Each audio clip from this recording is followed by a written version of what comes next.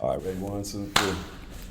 Hello, everybody. Today we are here with two special guests. One of them, everybody knows, actually two. You live in Stockton, so today we have the illustrious Tom Patti, who is running for Illustrious, illustrious. mayor of Stockton, and we have the world famous, needs no introduction, Mike Tyson, um, boxing phenom and world known celebrity, movie star now, and Thank you. every accolade that you can name in the book. So, what a lot of people may not know is that you guys have been friends since you were kids, and you guys have known each other now for 42 years, Yes, several decades. 42, boy. You met when you were, I was 15, he was 18. oh wow. So I didn't even know you guys were that far apart in age, which really makes a big difference when you're that age. Yeah, when you're younger, right now it's equal. So, So, yeah. so you don't look at me like a big brother. No, no, no. So Actually, roles are reversed. Mike gives me more advice now than anything I give. oh, I can imagine. I can imagine. So you guys met pretty much what brought you together was, Fighting. from my understanding, it was fighting, it was boxing, but you guys were really driven there because you guys were, is it fair to say, troubled youth on Yeah, your own? 100%. 100%. So how did that experience by kind of your being troubled youth, you get thrown into living with Cus D'Amato, and then you meet each other. What was that experience like? Go for it, So Tom. let me jump in. Here's an interesting factor.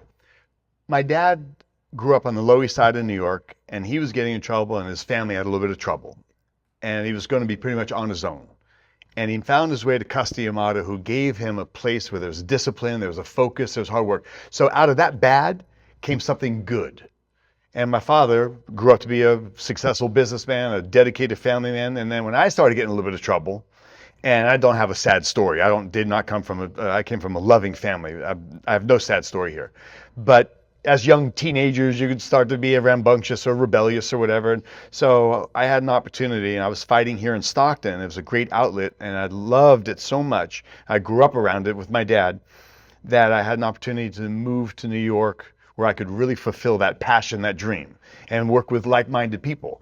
And then interestingly is to talk about, like, so Mike had a troubled youth, and he ends up with Cus. So my dad, me, and Mike all, and a lot of others, that you get into this sport, and it's a place of discipline. It's a place where you could focus, intent, and as Cus would say, peel off layer after layer of things that might inhibit or limit a person's full potential, and get down to the core of where a person can really reach their greatest achievements. And that's what Cus did with each of his fighters, is one by one, he'd peel off those layers and he helped build you up and build that character. And that was the great fortune my dad had. That's the great fortune I had, and that's the transformation I saw that living with Mike, that all the fighters have the chance to go through. So Cuss, and doing my research, and there's several videos of interviews with Cuss, and he specifically, he saw potential in both of you at a young age. From a very young age, he knew right away. He said, this kid right here is going to be world champion, right? So he wasn't just your boxing coach. You weren't just living with him, but he was very much so a mentor Father figure. and a father figure. What did that impact have on both of you? Because you went on to become the world champion. He saw you're a successful businessman now. You're a successful businessman. You've served as the chair of the county board of supervisors, on the county supervisors for the last 8 years. Ran for Congress, now running for a mayor of one of the largest cities in America. How much do you attribute your success to your your experience and time together with Cus D'Amato? Well, I never wanted to let him down. That's how come I trained hard and I tried to do the right things in school because I didn't want to let him down. Oh well, I'm sure he's proud of you now, and you could definitely tell you far exceeded his expectations. Well, he would be proud of me, but he would still say I'm making mistakes. He said, "You're doing this wrong." That's all he said. He always said, "You dropped your hand, you had your hand, and your head was up." He never gives me a perfect check. He never. He was never like that.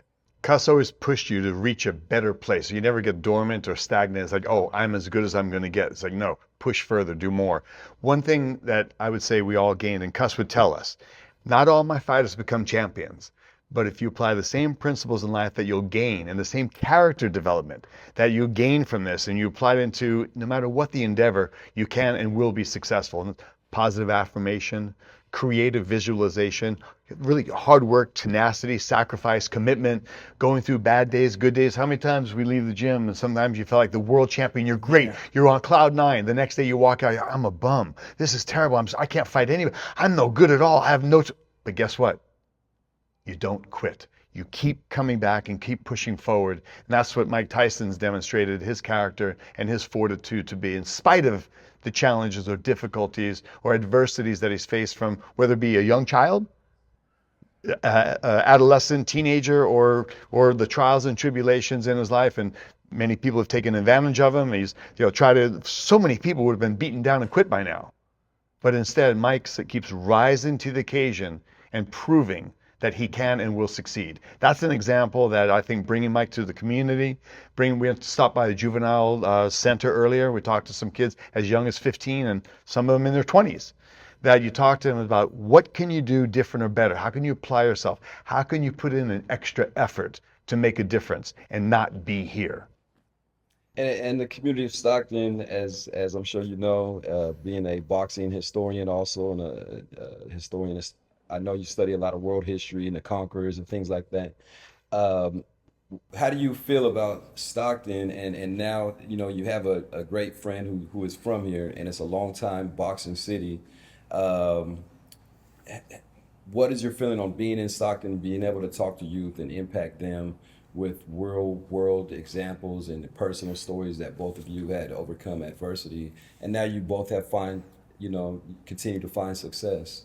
Well, I come from a community like Stockton, you know, the crime and all that stuff, gangs, murders, and I came from that, and by coming from that environment, I can relate to the kids that are in these situations, that are in the juvenile centers, the prisons. I understand them very well. I understand. I was that person. I still am that person. I'm just not in the same situation that they're in. So to transition to what you're doing now, right? You're a county supervisor.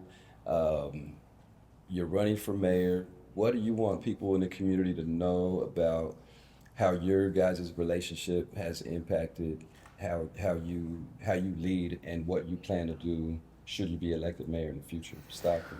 Well, I'm going to tell you it's an interesting factor. I wanted to be a fighter. I lived it, we walked it, we talked it, we trained 7 days a week, and we both were really dedicated, as were other guys that came and went. Some eventually fall off to the wayside.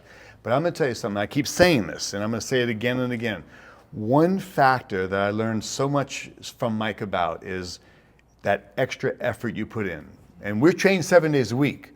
But as I've said this a couple of times now, I used to wake up at 2:30, 3, 4 in the morning, and I'd hear Mike already training. And I learned from that. I watched him put in the extra effort to succeed. And that's what I do, is like, what can we do different, better, or more of it that's going to make a difference? I think that's what Stockton needs.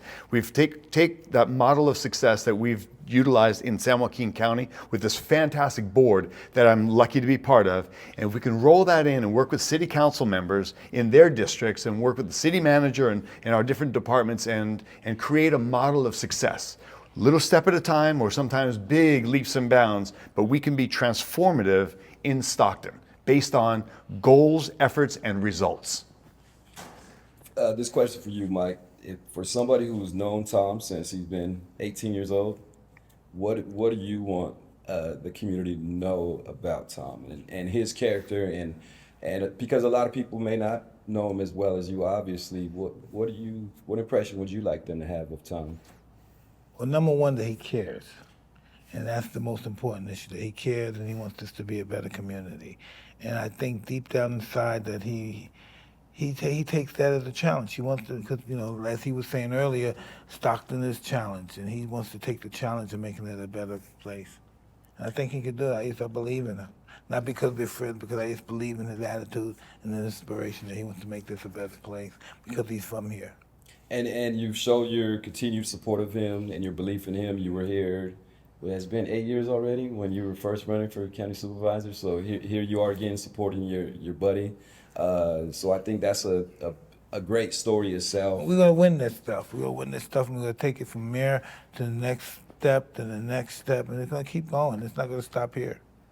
I could sit down and talk to you gentlemen all day, of course, but let me leave it with this last question. Since you guys both met each other, in the same household under the mentorship and leadership of Cus D'Amato, what do you think, for each of you, he would be most proud of you guys today? The way we handle adversity and the way we take care of our family. And I would to add to that, resilience, that character, that not quitting. That's really one of the biggest factors that I think I take away, and looking at, again, trials and It's tribulations. like overcoming adversity, same thing. Yeah, just don't quit. Any final thoughts you would like to offer for the community of the Tula? There's going to be a lot of people watching this, listening to your every word. Any last advice or any parting words you would like the community of the Central Valley? Don't and Stockton quit to and know? give up on Tom Patti. He's here to make this a better community.